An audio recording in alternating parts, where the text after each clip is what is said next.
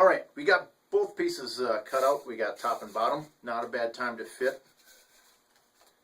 Like I said, I like to have it a little offset. Got a top there and an area there for put units. Now, if you do find that this is too big or too small or something like that, this is the perfect time to go back, cut it down. But if you look at this, you still got knife cuts on it. It's not a perfectly smooth surface. Plus you got little edges that you can see. And some sandpaper will take care of that real easy. Now,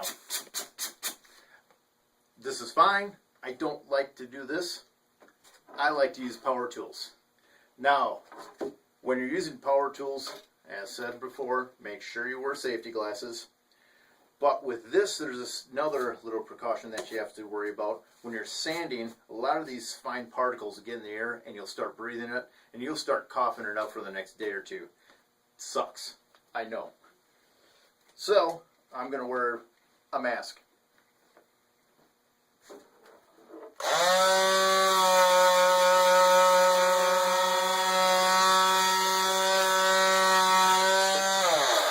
Okay.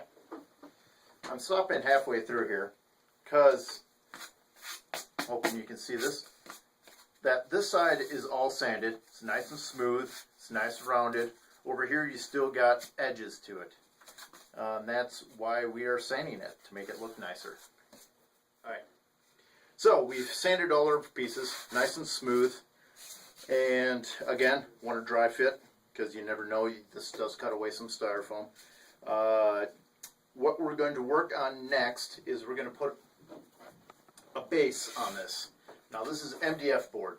This also, you can get this at any place that also sells the insulation foam. This stuff is pretty cheap. You can get them in a variety of sizes: 2 foot by 2 foot, 4 foot by 4 foot, or 4 by 8 foot. You can also get them in different thicknesses. This is only 1/4 inch. This is typically what I use.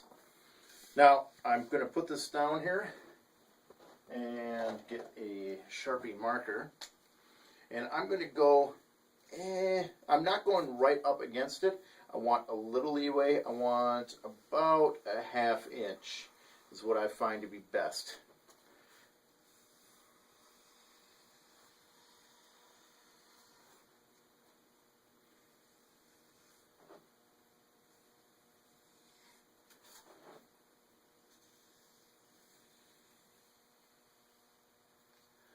Okay, once you get the line drawn, the only way you can really cut this is with the power tool. Let's grab your safety glasses again and get your jigsaw.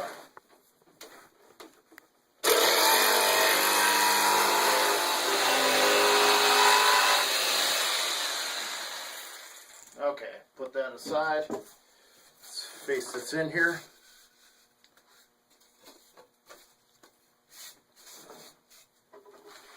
Now, why are we putting this base on there? Because this styrofoam can chip, bend, and break really easy right now, especially when it comes to that point. If you glue this onto this base, when you bang up against it, it's going to bang this wood, not the foam, and it's going to stay together a lot longer. Another tip that I've learned is that now you've got all of your pieces where you want it, take a Sharpie and just, doesn't matter where, just go from one edge and make a straight line down. So therefore, when you've got these and you're moving them about, you can easily line. Okay, how does this go? Well, you just follow the lines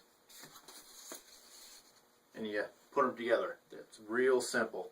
Because when you're facing them upside down and gluing them and things like that, you're going to lose which way things are supposed to go. So now we're going to glue all the pieces. Doesn't really matter if you attach the top piece to the bottom piece or the bottom piece to the base and then that. I'm going to start in the middle. I'm just going to grab some Elmer's glue. Now, if you're just buying this and you're just going to make 1 or 2 hills, that probably lasts you long enough. If you're going to be making tables and terrain and whatnot, get one of these, but then never buy another one of these. Just refill it with this. This is $10 compared to this. This is about $1 here. You're only going to fill up to about here with 10 of these. So this is your goodbye. Definitely worth it. So, just apply some glue.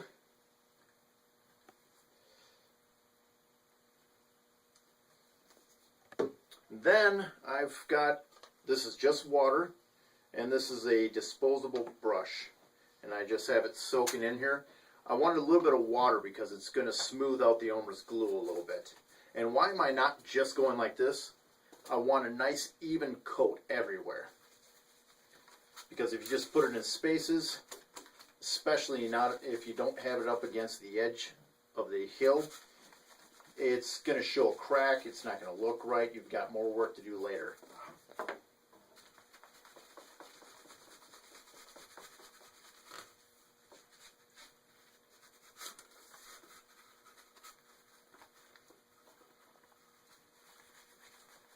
You're going to get a little glue on you.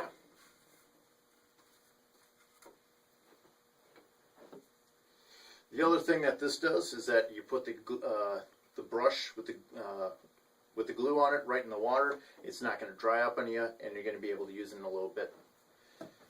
Now, I like to put another little bead right up against the edge because the edge is really important. Now we're going to flip this upside down. I've got my marks, so I can easily put this down anywhere I want to. Things are falling down around me, aren't they? And we're just going to repeat the process up here.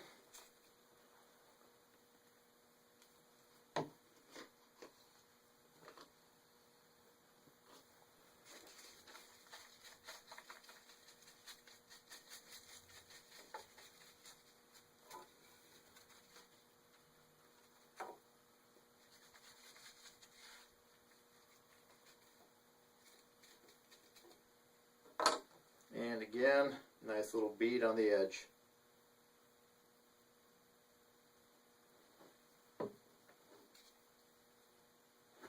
See, I would have put it on totally wrong here.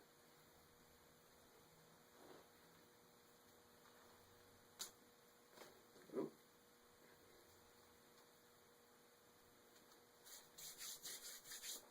Now, I find the edge is so important that I'm actually going to go along with another little bead of glue in areas that aren't showing.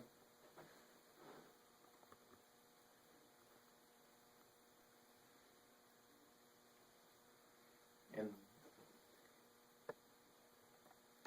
I think I've got every place. Not only is this good for refills, but it's also really good for weight.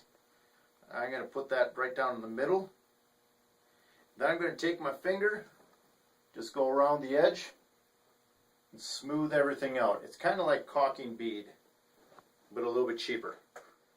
Okay, our hill is dried.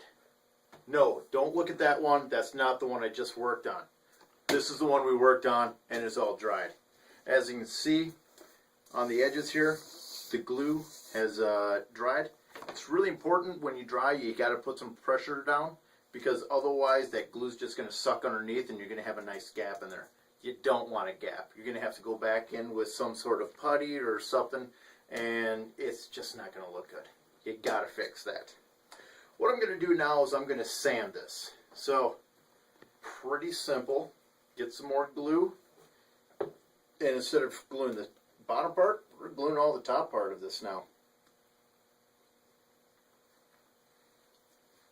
Again, your brush, some water on it, and spread this out. And then what I have here is a little bit of sand. Where I get my sand from, I get it straight from the beach. I go to the beach, I get myself a 5-gallon bucket, I get myself a strainer, and then I just scoop sand into it to get all the sticks, large rocks, needles, cigarette butts, and what other drugs you might find out there. Just don't want that in your hill. And I take some of that sand, I put it in here. Now I'm just going to sprinkle it on. Now, I'm going to put half the amount on here. I want this coated, I want it stuck on there. Anything that doesn't stick to the hill can come off and can be reused later. So don't be afraid to put a good amount on here.